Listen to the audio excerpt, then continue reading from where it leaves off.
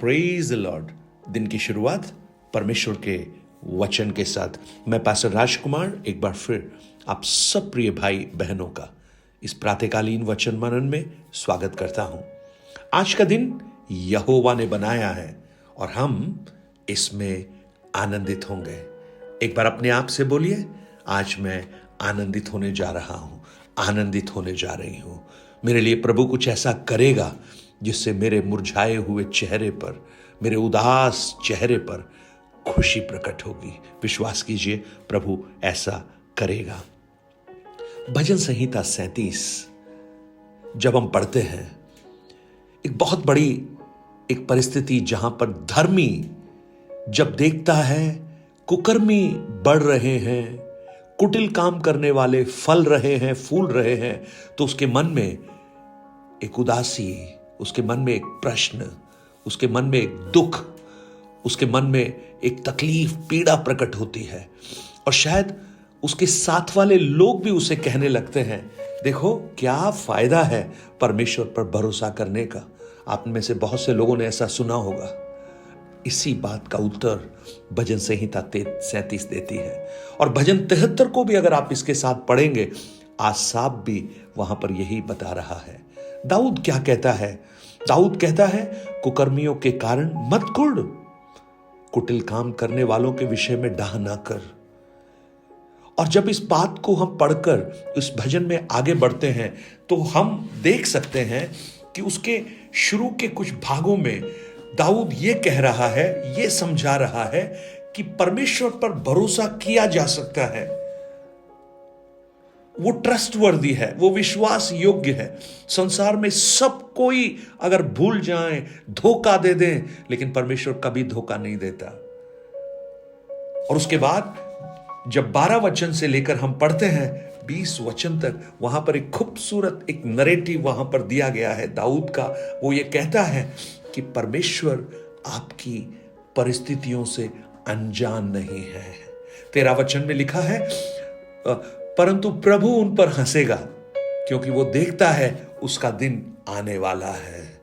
हमें दिखाई नहीं देता, लेकिन जब दुष्ट बुरी युक्ति निकालता है, जब दुष्ट धर्मी पर दांत पीसता है, तो प्रभु उसको देखकर हंसेगा, क्योंकि प्रभु को मालूम है कि उसका जजमेंट का दिन आ रहा है। और उसके बाद जब हम आगे बढ़ते हैं 21 वचन से लेकर जब आप पढ़ते हैं, वहां पर दाऊद एक खूबसूरत बात को प्रकट कर रहा है। पता है क्या है? परमेश्वर अपने लोगों को आशीष देता है। He blesses his people। परमेश्वर अपने लोगों को आशीष जरूर देता है। देखिए 21 और 22 वचन में, दुष्ट ऋण लेता है परंतु भरता नहीं, परंतु धर्मी अनुग्रह करके दान देता है। क्योंकि जो उससे आशीष पाते हैं वे पृथ्वी के अधिकारी होंगे, परंतु जो उससे श्रापित होते हैं वो नाश हो जाएंगे। वाह, कितना खूबसूरत है ये। दुष्टों के बारे में आप देखिए, वो बढ़ रहे थे, फल रहे थे, लेकिन अब उनके पास है ही नहीं। ऋण लेते हैं लेकिन भर नहीं पाते। परंतु परमेश्वर का वचन हमें सिखाता है, अगर आप ड्यूटेरोनोमी व्यवस्था विवरण की पुस्तक को, उसके 15 अध्याय उसके 6 वचन को अगर आप देखेंगे तो वहां पर लिखा है, तब तेरा परमेश्वर यहोवा अपने वचन के अनुसार तुझे आशीष देगा, परंतु तुझे उधार लेना ना पड़ेगा और तू बहुत जातियों पर प्रभुता करेगा। देखिए वचन में क्या लिखा है, जो परमेश्वर की व्यवस्था पर चलते हैं, उसकी आज्ञाओं पर चित्त लगाते हैं और आज्ञाओं को मानते हैं, उनके लिए परमेश्वर कहता है तुझे लेना नहीं पड़ेगा, तू देने वाला होगा। और परमेश्वर अपने लोगों को ब्लेस करने वाला प्रभु है। परमेश्वर अपने लोगों को आशीष देने वाला प्रभु है। Praise the Lord. जीवन के अनुभव से दाऊद इस बात को कह रहा है, और मैं और आप अपने जीवन के अनुभवों से इस बात को हम जान सकते हैं कि परमेश्वर अपने भक्तों को आशीष देने वाला परमेश्वर है, क्योंकि वो आशीषों का सोता है। उन्नति ना तो पूर्व से आती है, ना पश्चिम से आती है, ना दक्षिण से आती है, परंतु परमेश्वर है जो एक को उठाता है और एक को नीचे करता है। Praise the Lord. हर एक उत्तम दान ज्योतियों के पिता की ओर से मिलता है, परमेश्वर की ओर से मिलता है।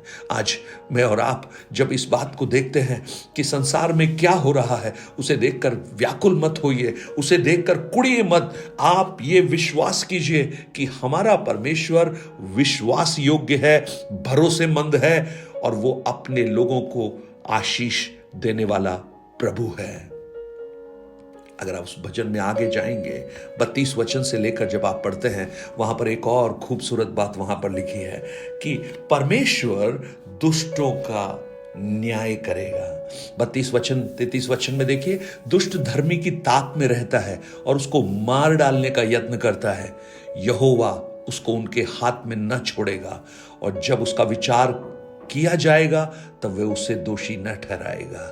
देखिए, धर्मी को मारने की ताक में है, लेकिन परमेश्वर का वायदा, परमेश्वर का वचन क्या कहता है? परमेश्वर यहोवा उसको उसके हाथ में नहीं छोड़ेगा।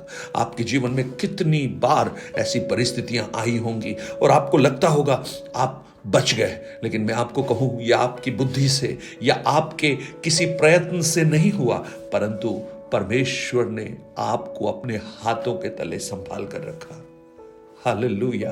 भजन संहिता 91 जब आप पढ़ते हैं, उसके पहले वचन में क्या लिखा है? जो परम प्रधान के छाए हुए स्थान में बैठा रहे, वो सर्वशक्तिमान की छाया में ठिकाना पाएगा। He that dwelleth in the secret place of the Most High shall abide under the shadow of the Almighty. Shadow, उस परमेश्वर की छाया में, परमेश्वर की छाया में ठिकाना पाएगा। वाह! अगर वो परमेश्वर हमारा शरण स्थान और गढ़ है तो आप उस पर भरोसा रख सकते हैं। प्रियो, दाऊद तो बिल्कुल भरोसा रखता है।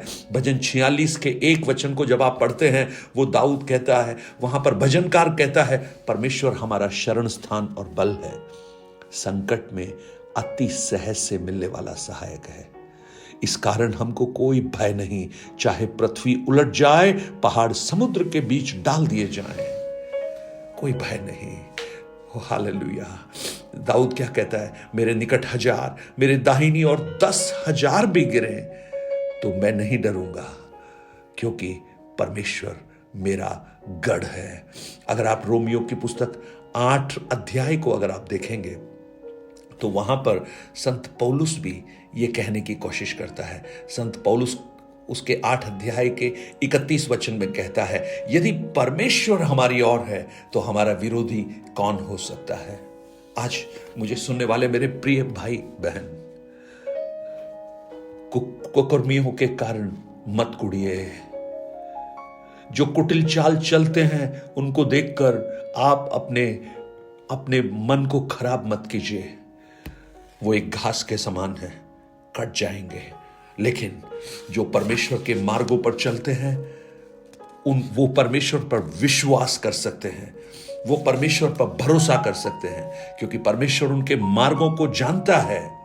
परमेश्वर अपने लोगों को आशीष देता है, और जो दुष्ट हैं उनका वो न्याय भी करता है।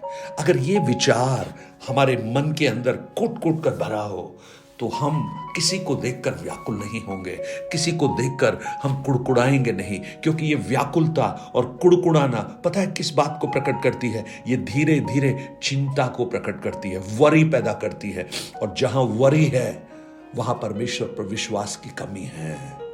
आज हर विचार को आप दूर कीजिए, जैसा 2 कुरिन्थियों 10 अध्याय के 5 वचन में संत पौलुस क्या कहता है? संत पौलुस कहता है, हर एक ऊंची बातों को, कल्पनाओं को जो परमेश्वर की पहचान के विरोध में उठती है, खंडन करते हैं, और हर एक भावना को कैद करके मसीह का आज्ञाकारी बना देते हैं।